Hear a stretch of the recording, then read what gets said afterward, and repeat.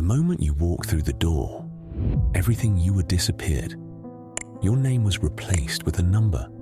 Your clothes were stripped off and exchanged for a uniform. Your children were taken to a separate wing, boys to one side, girls to another. Your husband or wife was sent to the opposite end of the building. You would eat, sleep, and work in silence, and you would not see your own family except at designated hours, if at all. These people had committed no crime. This was the Victorian Workhouse, a building that stood in nearly every town in England, and that people feared more than prison, more than the hospital, some more than death itself. They starved in ditches rather than enter. They sent their children to beg. Anything but the workhouse. It was not a shelter. It was not a charity. It was a machine for making poverty so miserable that you would do almost anything to avoid it. That was not a flaw in the system. That was the system working exactly as designed.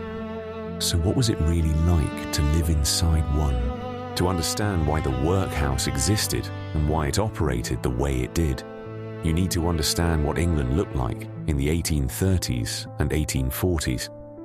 The Industrial Revolution had been reshaping the country for decades. Millions of people had left the countryside and flooded into cities. Manchester, Birmingham, Leeds, London, chasing factory work, chasing wages, chasing survival. But the cities were not ready for them. Housing was scarce. Wages were unpredictable. A single illness, a factory injury, a bad winter, and a family that had been barely holding on suddenly had nothing. No savings, no safety net, no unemployment insurance, nothing like what we understand as welfare today. Before 1834, England had the old Poor Law, a patchwork of local relief that had existed in some form since the time of Elizabeth I. Each parish collected taxes and distributed aid to its own poor. Outdoor relief, they called it. Money, bread, sometimes clothing, given to people in their own homes. It was imperfect, it was inconsistent, but it kept people alive without stripping them of their dignity. Then came the Poor Law Amendment Act of 1834. The architects of this law, men like Edwin Chadwick and Nassau Sr., believed that outdoor relief was making people lazy, that giving the poor money in their homes was encouraging dependency. Their solution was breathtaking in its cruelty, though they would have called it rational. They created a system built on a single, chilling principle called less eligibility. The idea was simple. Conditions inside the workhouse had to be worse than the worst conditions any labouring person experienced outside. If the poorest free worker in England ate bread and cheese and slept on a straw mattress, then the workhouse inmate had to eat less and sleep on something harder. The workhouse was meant to be so awful, so degrading, so stripped of every small comfort that no one would enter unless they were truly, desperately at the absolute end of all other options. And for the most part, it worked. People starved in the streets rather than go in. They died in ditches. They sent their children to beg. Anything but the workhouse. But for those who had no choice left, and there were hundreds of thousands of them, the door opened, and the world they had known closed behind them. By 1838, just 4 years after the new Poor Law, there were over 600 workhouses operating across England and Wales. By mid-century, on any given day, roughly 200,000 people were living inside them. Over the course of a single decade, more than 1 million individuals passed through the system. These were not criminals. These were not vagrants by choice. They were weavers made redundant by new machinery, agricultural labourers displaced by enclosure, widows with young children, the elderly whose bodies had finally given out, families destroyed by a single bout of typhus. The workhouse was the last resort for the unlucky, and Victorian England produced the unlucky in staggering numbers. Not everyone accepted this quietly. In the north of England, the New Poor Law provoked riots. In Huddersfield, Todmorden and Bradford, crowds attacked workhouse buildings, burned effigies of the Poor Law Commissioners, and chased away the officials sent to implement the new system. The Chartist movement drew much of its fury from the workhouse. It was proof, the radicals said, that the ruling class saw the poor as expendable, as raw material to be used and discarded. But the protests failed. The workhouses were built anyway, and once the doors were open, they never lacked for inmates.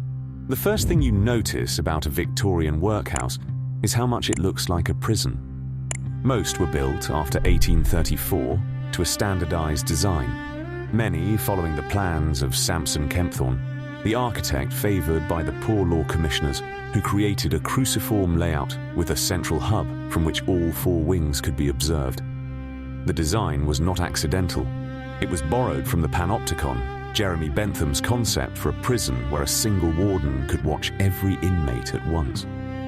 The walls are high, often 10 or 12 feet, topped with broken glass or iron spikes.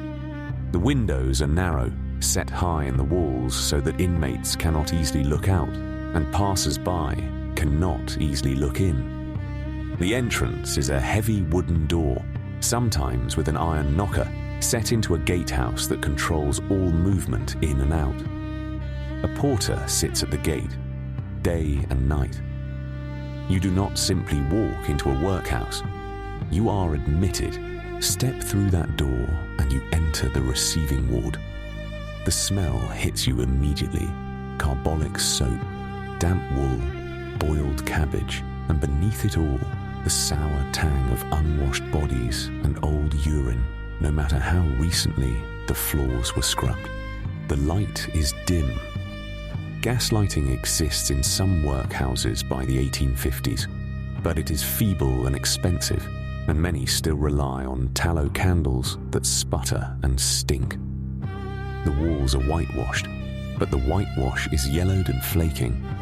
The floor is stone, cold, hard, and worn smooth by thousands of shuffling feet. This is where you are processed. A clerk takes your name, your age, your parish of origin, your occupation, if you still have one, and the reason you have come. The answer is almost always the same: destitution. You sign or make your mark in the admissions register, a thick, leather-bound book that records every soul who passes through. Your clothes are taken from you, every stitch. They are bundled, labelled with a number, and stored in a room that smells of mothballs and old sweat. You will get them back if you ever leave. In exchange, you are given the workhouse uniform.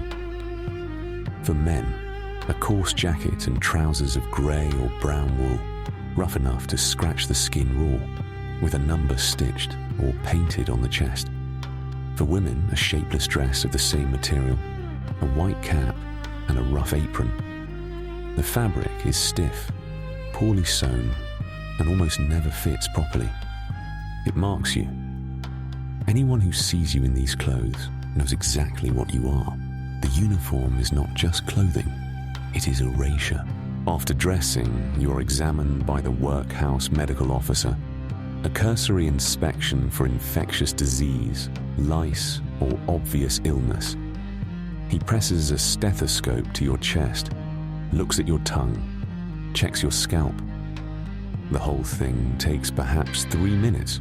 Your hair may be cut short or shaved entirely, especially if lice are found. Your personal belongings, a pocket watch, a photograph, a letter from someone you loved, are catalogued and locked away. You are assigned to a class. The workhouse divides its inmates into 7 official categories: able-bodied men, able-bodied women, boys over 7, girls over 7, children under 7, the aged and infirm, and the sick. Each class occupies separate wards, eats at separate times, works different tasks, and is forbidden from mixing with the others without permission. And then comes the moment that many inmates later described as the worst of all. Worse than the food, worse than the labor, worse than the cold. If you arrived with your family, your wife, your children, your elderly mother, you are separated. Men go to the men's ward, women go to the women's ward, children over 7 go to the children's ward. Children under 7 might stay with their mother, or they might not, depending on the workhouse and the whims of the master. Husbands and wives who had slept beside each other for 20 or 30 years are pulled apart and housed in different sections of the building, sometimes allowed to see each other once a week for an hour in a supervised room, sometimes not at all. A man named James Talbot, admitted to the Bridgewater Workhouse in Somerset in 1841, later told a parliamentary inquiry that when his wife was taken to a separate ward, she screamed and tried to hold onto his arm, and an officer physically pulled her away. He did not see her again for 6 weeks. When he did, at Sunday chapel, she was seated 30 feet away, and he was forbidden from speaking to her. But the separation of families was not the cruelty the system tried hardest to hide. That comes later. The workhouse is divided into strict zones, each as bare as a barracks. The men's yard, enclosed by high walls, with a pump for water and an exercise area that is really just a patch of packed earth. The women's yard, identical but separate. The children's schoolroom, which is both classroom and workshop. The infirmary, which we will get to. The dining hall, the oakum picking room, the bone crushing room, the laundry, the dead house, where bodies are kept before burial, and the chapel, the one space where all classes might briefly occupy the same room, though seated in rigidly separated sections, like a church divided by invisible walls. The dormitories are long, narrow rooms lined with iron bedsteads, each with a thin straw mattress called a palliasse, a single wool blanket, and sometimes a bolster stuffed with straw that serves as a pillow. In many workhouses, especially in the early decades, 2 or even 3 people share a single bed. The beds are crammed so close together that you can reach out and touch the person next to you without stretching. Men you have never met, whose names you may never learn, who cough and groan and shift through the night inches from your face. The air in these rooms at night is thick and stale, a fog of breath and sweat, and the particular smell of wool that has absorbed years of human warmth without ever being properly cleaned. There is no privacy, not in the dormitories, not in the washrooms, not anywhere. You eat, sleep, work, and pray under constant observation. And this becomes your world. But the workhouse held more than just the destitute families who arrived at its door. There was another entrance around the back, less official, even more degrading. This was the casual ward, the section reserved for vagrants, the homeless, the tramping poor who wandered from town to town looking for work. They were called casuals, and their treatment was, if anything, worse than the regular inmates.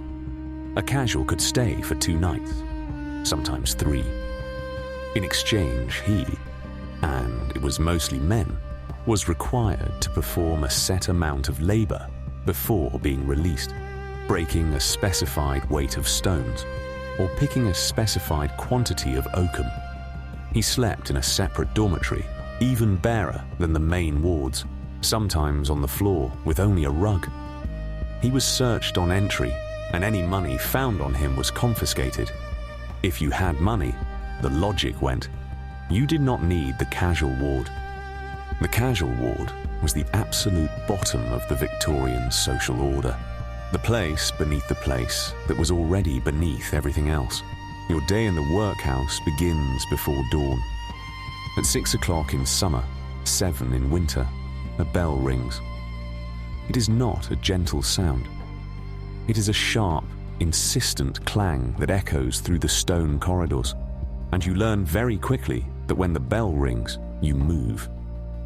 You rise from your bed, fold your blanket, exactly, precisely in the way you have been shown, with the edges squared and the surface smooth, and make your bed to inspection standard. A warder walks the dormitory checking. An improperly made bed means a reprimand, and a reprimand means a mark against your name. 3 marks, and you miss a meal. You join the line for the washroom. Washing means cold water poured from a jug into a tin basin shared between 4 or 5 people. A sliver of harsh yellow soap if you are lucky. No towels or a single damp cloth passed from hand to hand, already grey with use. You splash your face, rub your hands, and that is washing. You dress in your uniform and file into the dining hall for breakfast. Breakfast is the same every day. In most workhouses, following the official dietary tables issued by the Poor Law Commissioners, it is 6 ounces of bread and a pint and a half of porridge. Thin, watery gruel made from oatmeal boiled in water. No butter, no sugar, no milk, or a splash so meager it barely clouds the surface. The bread is dark, dense, made from the cheapest flour available, sometimes mixed with ground peas or beans to stretch it further. It is never fresh. By the 2nd or 3rd day, it is hard enough to wrap on the table like a stone. You eat in silence or near silence. Talking during meals is forbidden in many workhouses, or at best grudgingly tolerated in whispers. The dining hall is vast and echoing, rows of long wooden tables and benches bolted to the floor. The walls bare except for a printed list of rules and a clock that everyone watches because the clock determines everything. The sound of 200 people eating in near silence, the scrape of tin spoons on tin bowls, the careful swallowing, the coughing, the gurgling of empty stomachs, is a sound that stays with you. After breakfast, you work. The work is the heart of the workhouse system, and it is deliberately designed to be grueling, monotonous, and in most cases, completely pointless. For men, the most common task is oakum picking, taking old, tarred ropes from ships and pulling them apart into loose fibre, strand by strand, until your fingers crack and bleed. You are given a quota, typically 3 or 4 pounds of picked oakum per day. The tar is sticky and sharp. It gets under your nails, into the cuts on your hands, and stains your skin a dark brown that no amount of washing will remove. The smell of it, thick, acrid, petroleum sharp, never fully leaves the picking room, or you. Some workhouses set men to breaking stones, smashing rocks with a heavy hammer in a yard exposed to rain and wind, producing gravel for road building.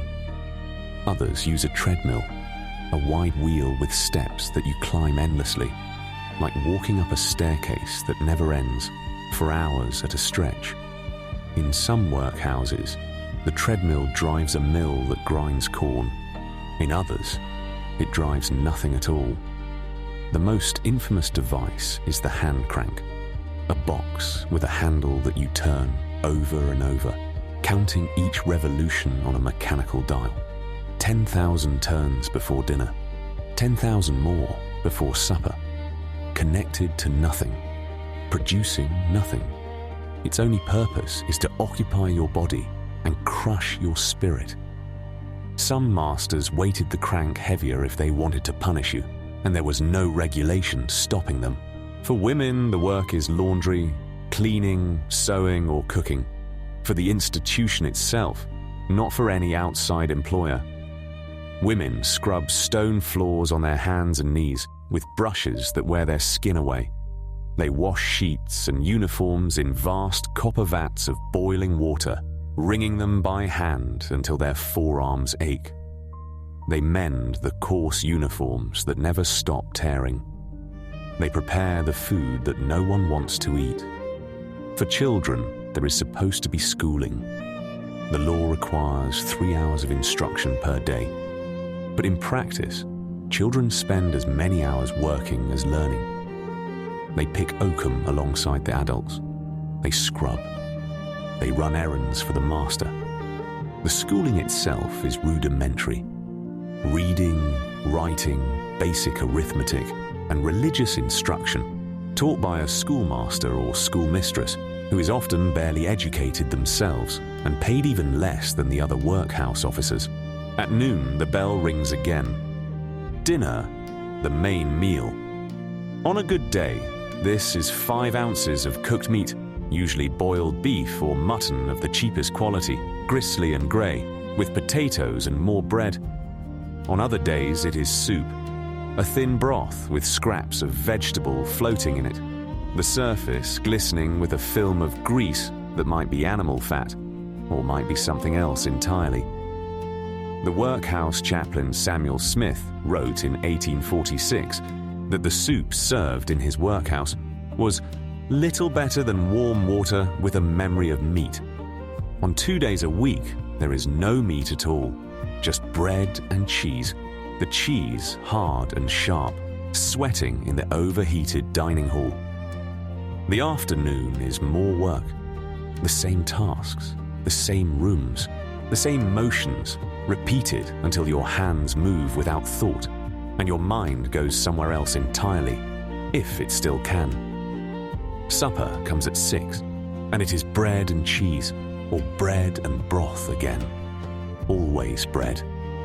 Bread is the constant, the foundation, the thing the workhouse never runs out of because it is the cheapest way to fill a stomach without actually nourishing it. Then prayers in the chapel, a brief service, mechanical and rote, the same words every evening. Then bed. The lights go out and the dormitory falls into an uneasy darkness, broken by coughing, crying, muttering, the creaking of iron bed frames, and the restless shifting of bodies on straw. And tomorrow, the bell rings again, and the day after that, and the day after that. There is no weekend. There is no day off. Christmas might bring an extra ounce of pudding and a slice of roast beef if the workhouse guardians are feeling generous and the local ratepayers have made a charitable donation. But the routine does not change. The bell rules everything.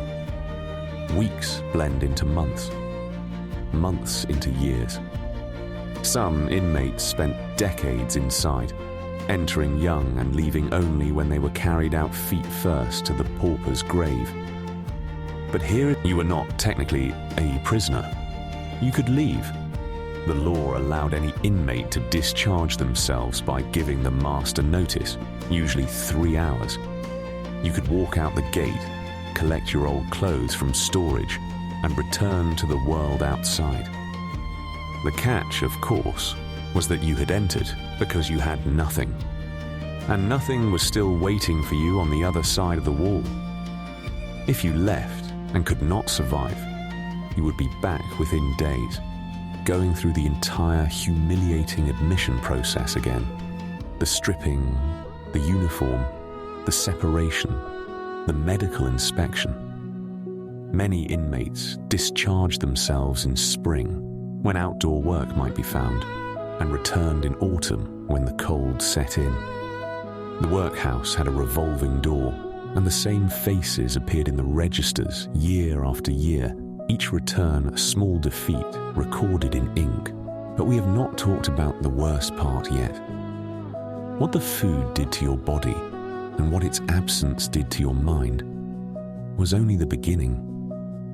The official dietary tables published by the Poor Law Commissioners specified exact quantities for every meal.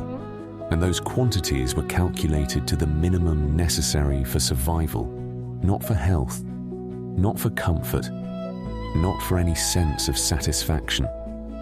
You were meant to leave every meal still hungry. That was the point. That was the principle of less eligibility made flesh.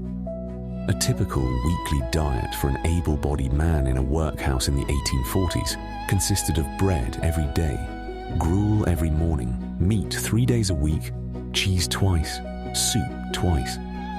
The total caloric intake has been estimated by modern nutritional scholars at roughly 1,500 to 1,800 calories per day. For a man expected to spend 8 hours doing hard manual labor, compare that to the 2,500 to 3,000 calories a laboring man actually needs, and you begin to understand why workhouse inmates walked with a particular shuffling gait, why their skin turned grey, why their teeth loosened and their hair thinned. The hunger was not incidental. It was structural.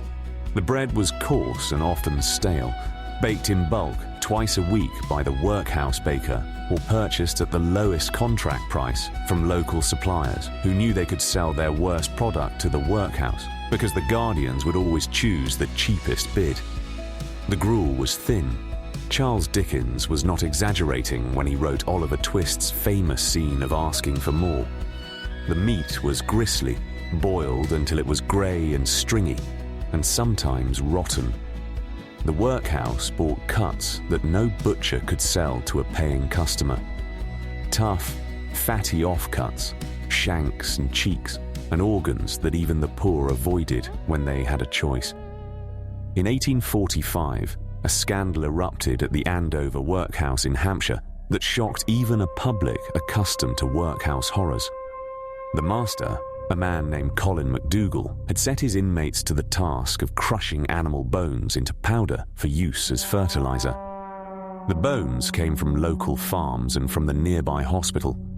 The inmates, starving on their official rations, were found to be gnawing on the raw bones, sucking out the marrow, fighting over scraps of rotting meat, still clinging to them, cracking the bones with their teeth. Some of the bones, witnesses testified, were clearly human.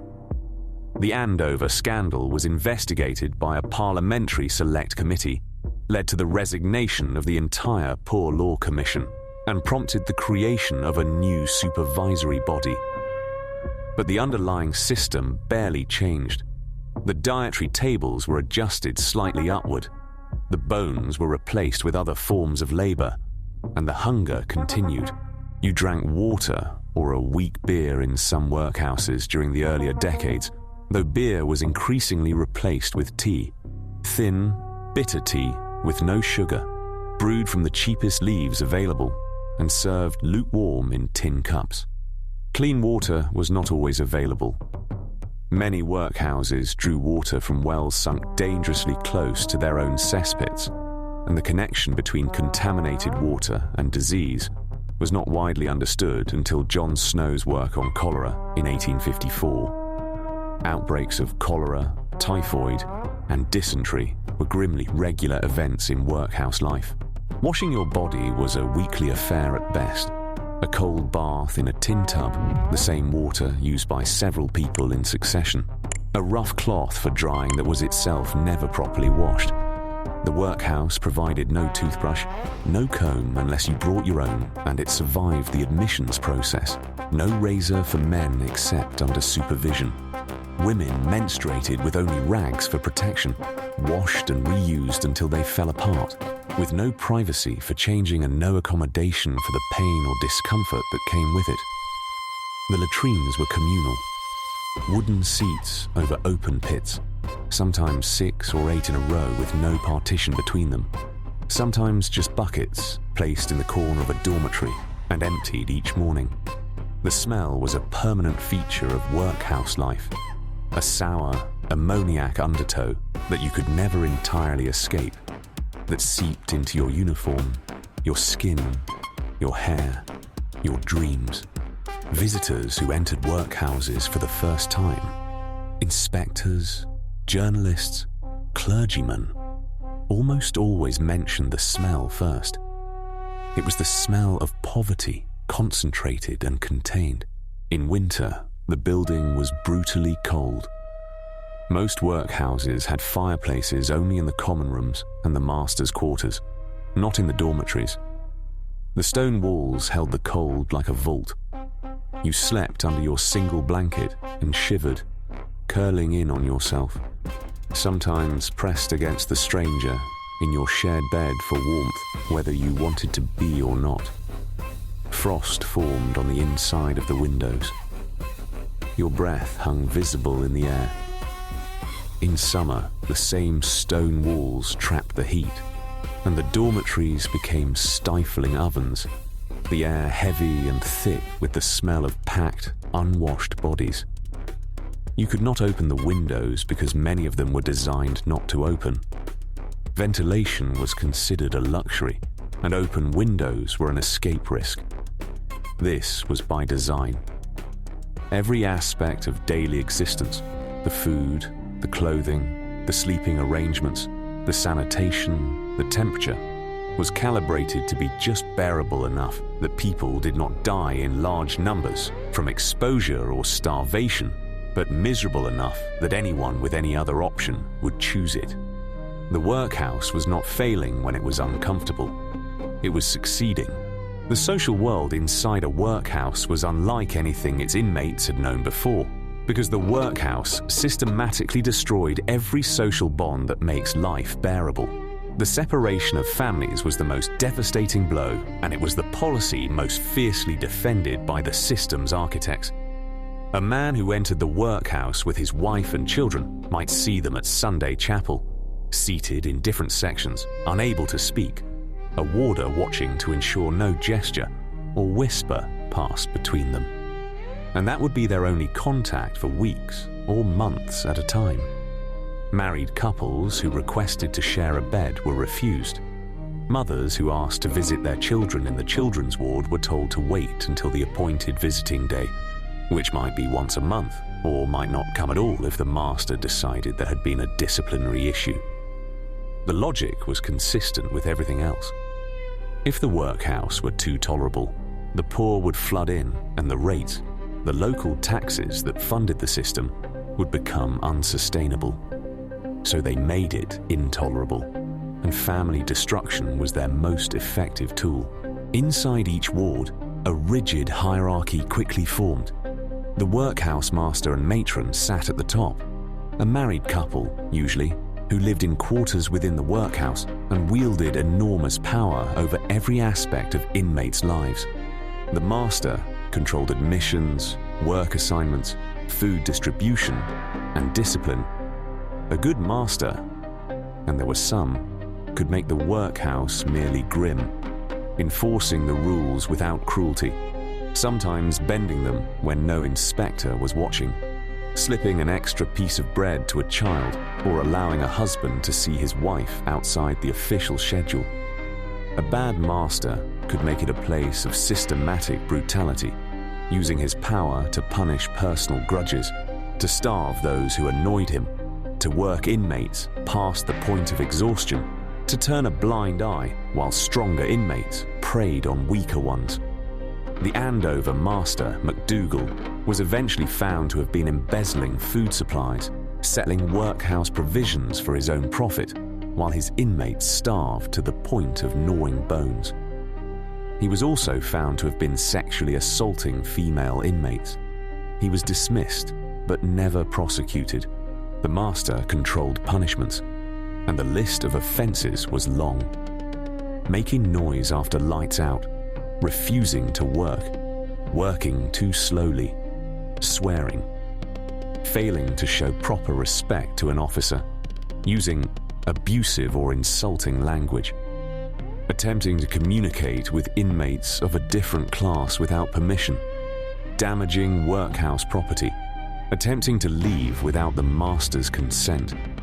Punishments range from reduction in diet, losing your dinner or supper, which when you are already starving is a punishment that borders on torture, to solitary confinement in a bare cell called the refractory ward, sometimes for up to 24 hours, with nothing but bread and water.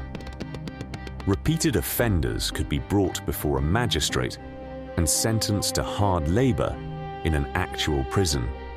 And some inmates, desperate and broken, committed offences specifically to be sent to prison, where the food was marginally better and they might at least see other human beings.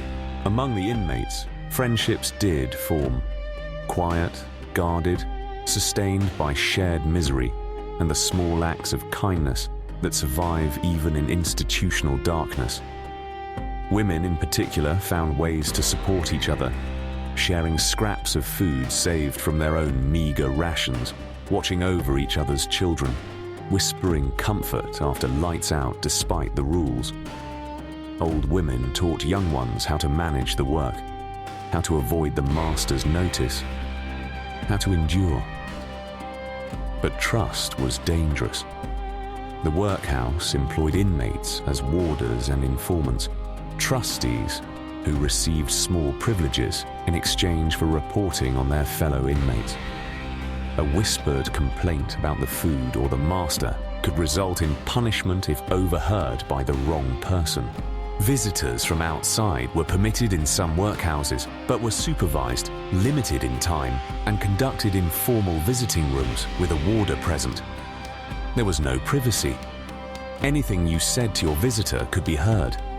Some workhouses required visitors to submit to a search before entry, to prevent them from smuggling in food or tobacco, small luxuries that became a kind of currency inside. Religion played a central role. Chapel attendance was mandatory, usually twice on Sundays and once during the week. The chaplain was one of the few people in the workhouse who might show genuine kindness, who might remember your name, who might ask how you were feeling and actually wait for the answer. Though some chaplains were as indifferent and mechanical as the system itself, merely fulfilling their contractual obligation to deliver sermons and administer last rites. There was one more group in the workhouse that deserves mention: the unmarried mothers. Victorian society reserved a special contempt for women who bore children outside marriage, and the workhouse concentrated that contempt into daily practice. These women were classified separately, housed in their own section, and subjected to a regime even harsher than the standard one. They were made to wear a different uniform in some workhouses, marked out, visibly shamed. They were expected to nurse their own babies while performing the same labour as other women, and the Board of Guardians often discussed their cases with an openness and a moral judgment that would be unthinkable today, debating in public meetings whether a particular woman deserved assistance or whether her immorality disqualified her from even the minimal compassion the workhouse offered. Entertainment as such did not exist. There were no books except the Bible and a few religious tracts. No games, no music, no newspapers, no letters unless specially approved, no conversation beyond whispers. In later decades, after the 1860s, some reformed workhouses introduced a small lending library, allowed inmates to walk in the yard during designated hours, or organised an occasional Christmas concert. But for most of the Victorian period, the workhouse offered nothing to occupy the mind beyond the grinding repetition of labour and the slow erosion of hope. The days blurred together. Time became meaningless. Many inmates reported that after several months, they could no longer remember what day of the week it was, how long they had been inside, or what the world outside the walls looked like. The workhouse did not just house the poor, it erased them. There is a reason the word workhouse became a synonym for dread in Victorian England, a word spoken in whispers, used to frighten children, carrying the weight of horror the way certain words do in every era when institutions turn against the people they claim to serve. And the darkest aspects of workhouse life justify that dread. Disease was constant. Tuberculosis, typhus, cholera, smallpox, scarlet fever, measles. These moved through workhouse dormitories with terrifying speed, fed by overcrowding, malnutrition, contaminated water, and the simple impossibility of maintaining hygiene when 50 people share one wash basin. The workhouse infirmary was often the only medical care available to the poor, and the care it offered was minimal at best. One medical officer might serve 300 or 400 patients, visiting once or twice a week, prescribing the same remedies regardless of the illness. Calomel for the bowels, laudanum for pain, blistering plasters to draw out infection, and rest in a bed that was barely cleaner than the one the patient had left. Instruments were not sterilized. Hands were not washed between patients. The germ theory of disease was not widely accepted until the 1870s, and even after that, workhouse medical practice was slow to change. Workhouse infirmaries were where you went to die, and everyone inside the building knew it. Infant mortality was staggering. Babies born in the workhouse, and many were, because pregnant women with nowhere else to go had no choice but to enter and deliver under conditions that would horrify a modern midwife, died at rates that would constitute a public health catastrophe by any standard. In some London workhouses in the 1860s, more than half of all infants admitted died within their first year. In the notorious Strand Union Workhouse, the figure reached 60%. The causes were grimly predictable. Poor nutrition for nursing mothers meant thin, inadequate milk. Babies who could not be breastfed were given cow's milk from bottles that were improperly cleaned, contaminated almost immediately by bacteria. Infections swept through infant wards where sick and healthy children lay side by side, and no one had the knowledge or resources to prevent them. The elderly suffered perhaps most quietly of all.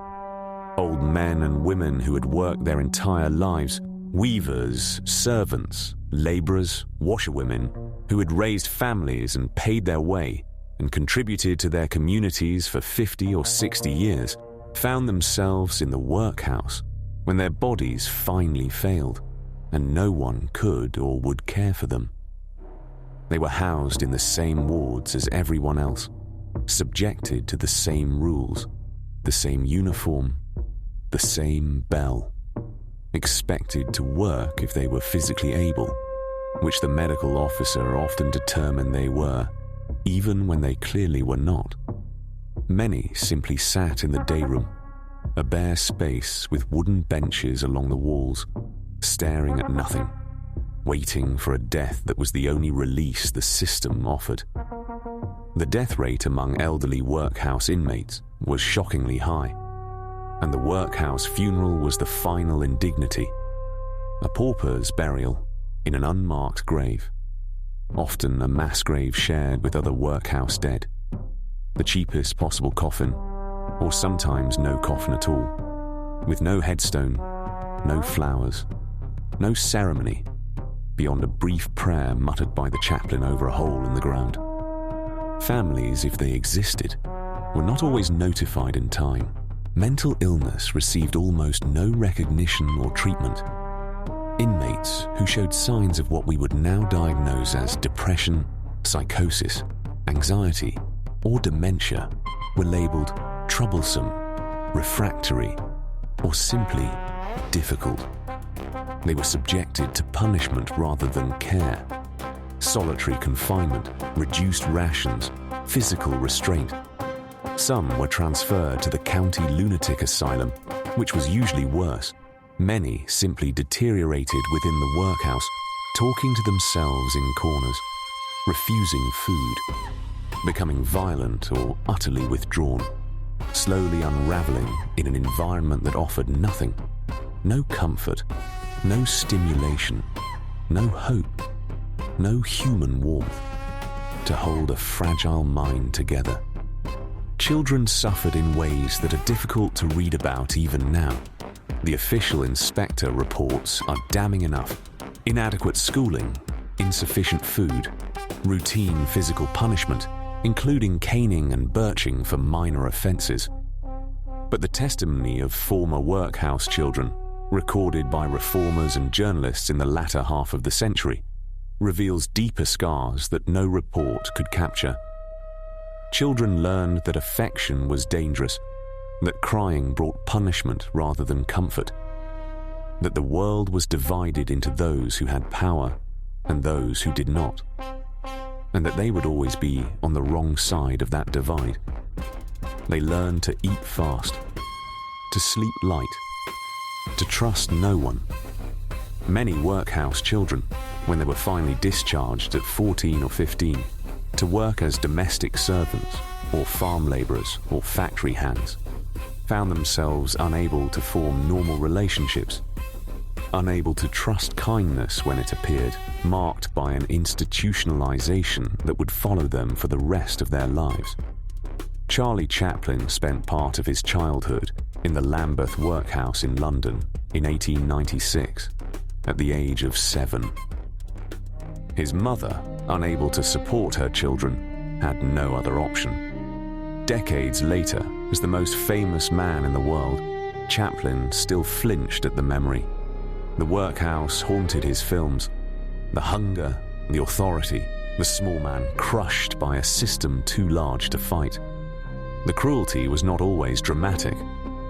Most days it was not a beating or a scandal. It was the grinding, daily, institutional cruelty of being treated as less than human, of being a number, a mouth, a cost, day after day, month after month, with no end in sight and no voice to protest with. That was the true darkness of the workhouse. Not what it did to your body, but what it did to your belief that you mattered at all. So what was a Victorian workhouse really? It was not a shelter, though it kept a roof over your head. It was not a hospital, though it sometimes kept you alive long enough to die more slowly. It was not a prison, though it took away your freedom, your name, your family, and your dignity with an efficiency that many prisons could not match. It was something the Victorians themselves struggled to define. A place that existed in the gap between charity and punishment, between mercy and contempt, between the Christian duty to care for the poor and the capitalist conviction that poverty was a personal failure. The workhouse was a machine for transforming poverty into shame. It took people who were guilty of nothing more than being poor, of losing a job, of getting sick, of growing old without savings in a world that offered no pension and no safety net. And it treated them as if poverty itself were a moral disease, a corruption of character that could be burned away by suffering. The Victorians believed, or at least the powerful Victorians who designed and defended this system believed, that the poor were poor because they lacked discipline, because they were lazy, because they preferred handouts to honest work. The workhouse was their proof and their punishment. Make relief so terrible that no one would accept it unless they had absolutely no other choice, and then point to the low number of applicants as evidence that the system was working.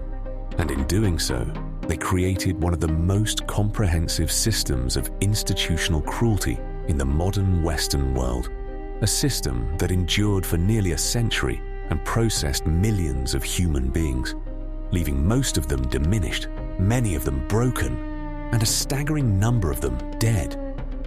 The workhouse system was not formally abolished until 1930, though it had been slowly reformed from the 1860s onward. Larger rations, slightly better medical care, the separation of children into dedicated schools, the gradual and grudging acknowledgement that perhaps not all poverty was the fault of the poor. The last workhouse buildings were not emptied and repurposed until the late 1940s, when the newly created National Health Service turned many of them into hospitals, a transformation that carried its own bitter irony, since the sick poor had been dying in those same buildings, in those same rooms, staring at those same high narrow windows for 100 years. Some of those hospitals are still in operation today. If you walk into certain NHS facilities in England, in places like St Pancras, or Hackney, or Lambeth, you are walking through the same doors, down the same corridors, past the same cold stone walls that workhouse inmates shuffled along a century and a half ago. The stones remember, even if the signs on the building have changed. The next time you pass a grand Victorian building in an English town, red brick, high walls, institutional and somehow forbidding despite its solid respectability, pause for a moment. It might have been a workhouse, and behind those walls, people just like you, people who had families and trades and ambitions and ordinary, unremarkable lives, were reduced to numbers on a register, mouths to feed at the lowest possible cost, bodies to be worked and worn down and eventually disposed of. They were not criminals. They were not failures. They were not lesser people. They were simply people who ran out of luck in a world that had decided that luck was the same thing as virtue, and that those without it deserved whatever they got. That was not a fairy tale. It was not a distant horror from a world unrecognizable as our own. It was the official policy of the richest, most powerful nation on earth, applied systematically to its most vulnerable citizens for the better part of a century, and the echoes of it in how societies debate welfare, in how we judge the poor, in the quiet shame that still clings to the act of asking for help, have never fully faded.